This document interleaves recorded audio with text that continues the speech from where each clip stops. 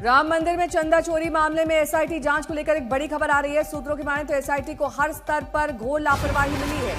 राम मंदिर ट्रस्ट की रकम में बैंकिंग का काम देख रही SBI, state bank of India का ही नोट छपवाने, गड्डी बनवाने और कुछ नोटों को गिनवाने का काम था, लेकिन एसबीआई ने बनारस की एक निजी एजेंसी को इसके लिए हायर किया था और एसआईटी ने यह खुलासा किया है। एसआईटी ने यह भी खुलासा किया है कि ड्यूटी पर आने जाने के दौरान चेकिंग फ्रिस्किंग में लापरवाही होती थी। ड्यूटी के बाद घर जाते समय कर्मचारियों की जांच में लापरवाही हुई है, उनकी चेकिंग नहीं की गई। अब कौन क्या लेकर आ रहा था, क्या लेकर जा रहा था, इसकी कोई जांच नहीं होती थी।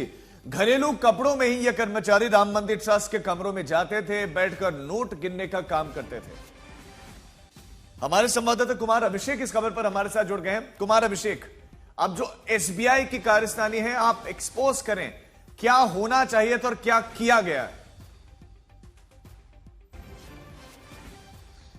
नहीं, देखिए, जो तमाम एजेंसियां, बैंक, जितने इससे जुड़े थे, सबों की भूमिका पर सवाल है।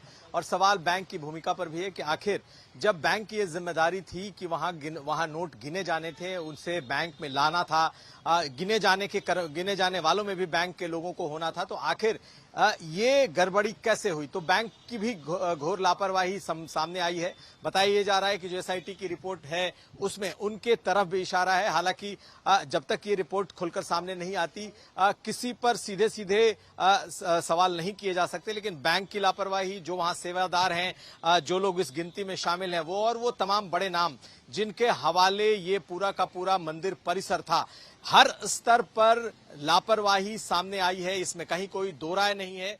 और अब कहा यह जा रहा है कि बहुत लोगों पर गाज भी गिर सकती है। लेकिन जो सबसे बड़ा सवाल यह है कि अगर ये एसआईटी की प्रिलिमिनरी रिपोर्ट सामने आती है और इसमें महज कुछ जो सेवादार या फिर बैंक की भूमिका तक ही इसे सीमित रखा जाता है, तो फिर शायद बड़ी मछलियां बच जाएंगी, ऐसा कहा जा रहा है।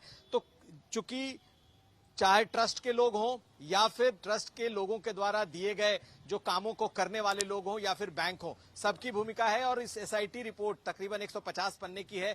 कहा जा रहा है कि इसकी कार्यशैली पर गंभीर सवाल खड़े हुए हैं। अब डिपेंड ये करता है कि क्या किसी को नामजद किया जा रहा है या नहीं, क्या इस रिपोर्ट में महज प्रतिक्रियात्मक जो त्रुटियां हैं उसकी ओर इशारा किया जा रहा है, क्या इसको फिर से रीस्ट्रक्चर की अनुशंसा की जा रही है। लेकिन जो गड़बड़ियां हुई हैं, कौन दोषी है, क्या वो नाम के साथ इसमें आ रहा है कि नहीं, यही बड़ा सवाल है। चूंकि ट्रस्ट के तमाम बड़े लोगों पर सवाल खड़े हुए हैं। इसके अलावा जो लोग नोट गिनने की प्रक्रिया में शामिल थे और जो बैंक के कर्मचारी, सबों की भूमिका पर सवाल है। ठीक है, बहुत बहुत शुक्रिया इस तमाम जानकारी के लिए आपका।